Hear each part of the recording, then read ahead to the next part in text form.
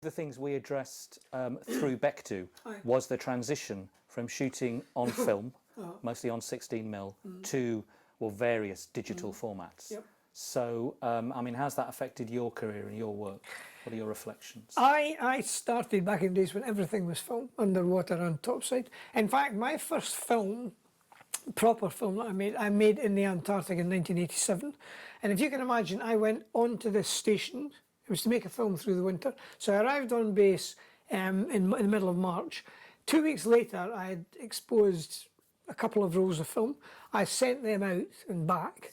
From the end of March until the ship came to pick me up in December, no way to get anything out. I shot 150 rolls of film and didn't see a single frame. It nearly destroyed me in terms of the sort of, you know, all kinds of things. But that was what it was like. Most wildlife shoots, you were so remote that you didn't get a chance to send any rushes back. The first time you'd see them was when you'd come back, and about somewhere between a week and 3 weeks later, you get a phone call. Hey, your rushes are back. Do you want to come in and sit with me? And you would sit down in the viewing theatre and projected onto the screen in front of you, there with all the scratches, all the out of focus bits, every mistake you could possibly think of was what you had shot. And sitting there would be the producer and quite often the editor. And you'd sit there and you'd hear, and you'd think, is that of admiration, or how am I going to cut around that, and that sort of thing, you know? And it was pretty nerve-wracking. But it did obviously give you a discipline to some extent. It was completely different because you just couldn't shoot willy-nilly, etc. Underwater was particularly difficult on film. The most you had roll time was 10 minutes off a 400-foot roll. If you were putting the slow motion through, then it would come down. If you put film through at 50 frames a second, obviously it only lasts 5 minutes. When you had finished that 10 or 5 minutes of film, there was no option underwater except back to the surface, back to the boat, dry the housing, split the housing, new magazine on. How to find what you'd been looking at. You know, no GPS, so the boat might be drifting, or the animal meanwhile has swum away, what have you. And also film just made bad conditions look even worse.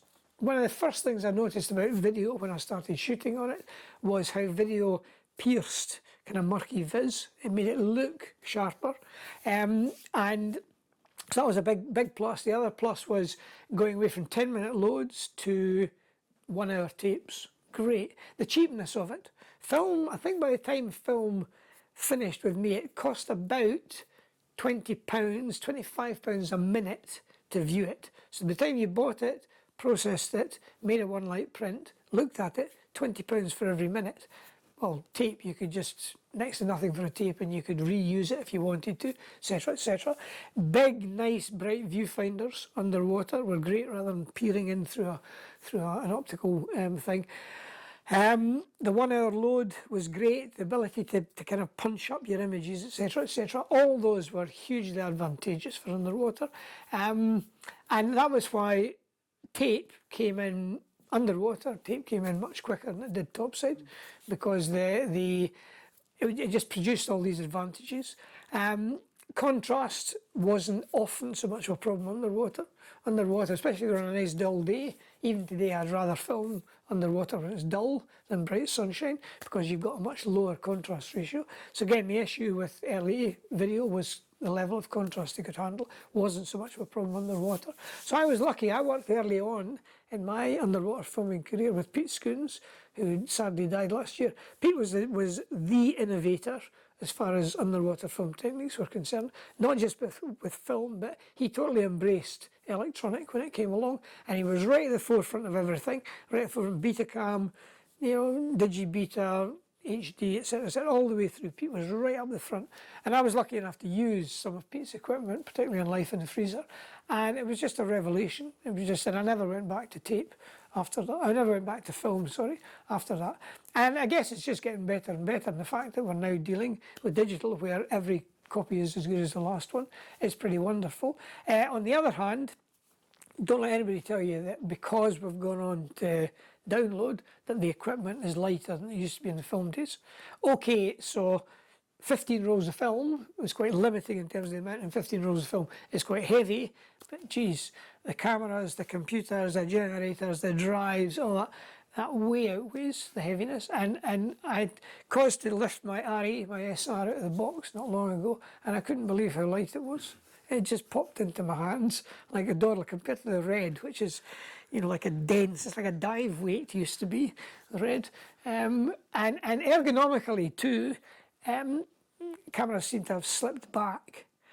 You know, Betacam, the old standard Sony Betacam and the Panasonic that sat on your shoulder, hand grip here, everything on this side, they evolved for a very good reason. It was classic.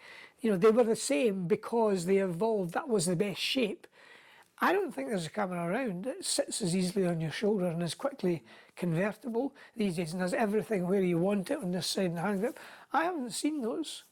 Maybe I'm not looking in the right places, but in terms of lightness, ease of pickup, and those two standard cameras, you could drop one and pick up the other one and the buttons were all in the same place.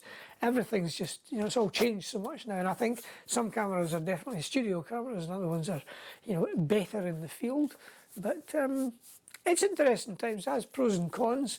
The amount of data getting is just ridiculous, you know, terabytes and terabytes in a day, and very critical about choosing. Big critical decisions need to get made before you start shooting as to what your post-production path is and all this kind of stuff. And we still have an issue with non-standard formats around the world. 16mm used to be 16mm wherever you were.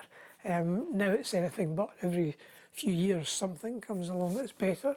A camera that I bought last year has now been not superseded, but they're looking for an 8K upgrade on the Red now. It's only $20,000. It's fine. Not. So I'm just waiting for somebody to ask me for 8K. I don't know, I mean, we're shooting on 4K and there's hardly any 4K television sets either. So it's all gone a bit mad, and sometimes I think it's the cart pulling the horse. You know, the things are designed by, not by people who the eventual end user, and certainly then there's a vast range of end users, and wildlife end users tend to be well down the wrong in terms of, you know, getting the best cameras. A follow-up. Okay. I mean, Anything else? Nick? Yeah. That's great. Yeah.